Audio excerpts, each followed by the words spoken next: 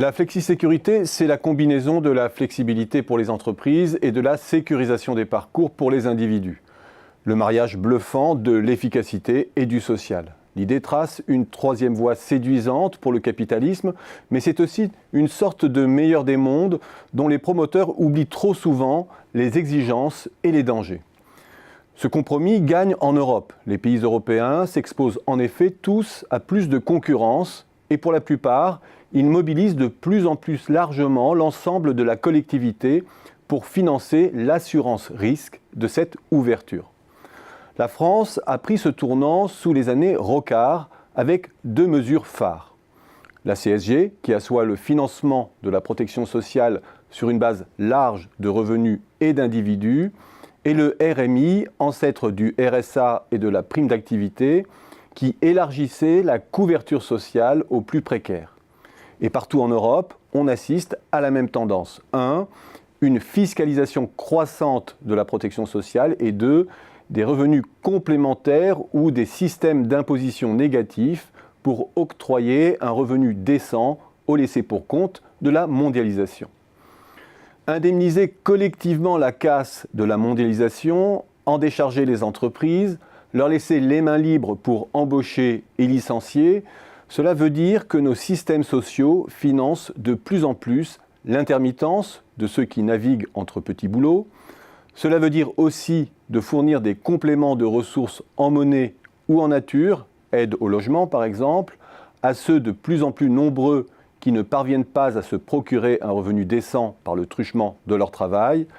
Cela veut dire aussi de corriger des inégalités primaires de plus en plus massives lorsqu'on laisse jouer librement les arbitrages du marché et que se réduit le pouvoir de négociation des salariés les moins qualifiés. Cela coûte cher, et même de plus en plus cher. Au hit-parade des pays qui financent un filet de sécurité généreux pour compenser l'entropie de la mondialisation, il y a la France.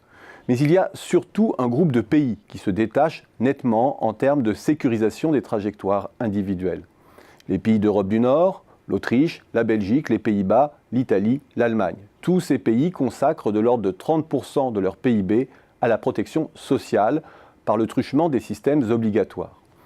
Et la tendance est globalement à la hausse, en même temps que gagne l'intermittence, les mini-jobs, l'auto-entrepreneuriat, autrement dit la discontinuité des carrières, et que de plus en plus de pression s'opère sur les bas salaires.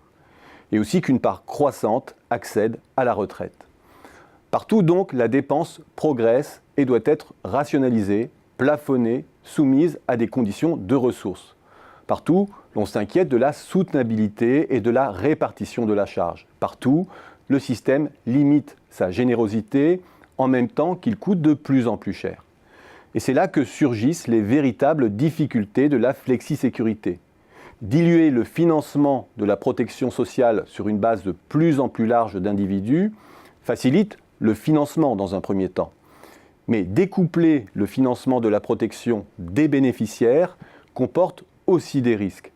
Les gens payent mais ne savent plus pourquoi ils payent. Et contrairement au vieux système assurantiel, où chacun a la sensation de payer pour sa propre protection, la mise à contribution de toute la société a ses revers.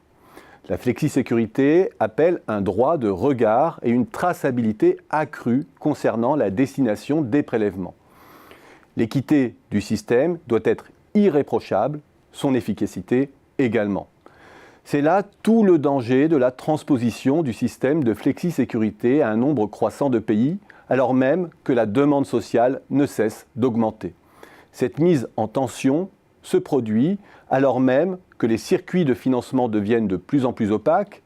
Elle se produit alors même que les bases les plus mobiles, notamment les patrimoines les plus élevés, font l'objet de dérogations de plus en plus criantes. Tout se met en place pour renforcer le sentiment que c'est encore la classe moyenne qui est le dindon de la farce et pour que les plus pauvres aient le sentiment que les aides sociales qu'on leur consent sont financées par eux-mêmes. Bref, le gros danger de la flexisécurité mal transposée, c'est de donner corps au grand fantasme de la société de défiance.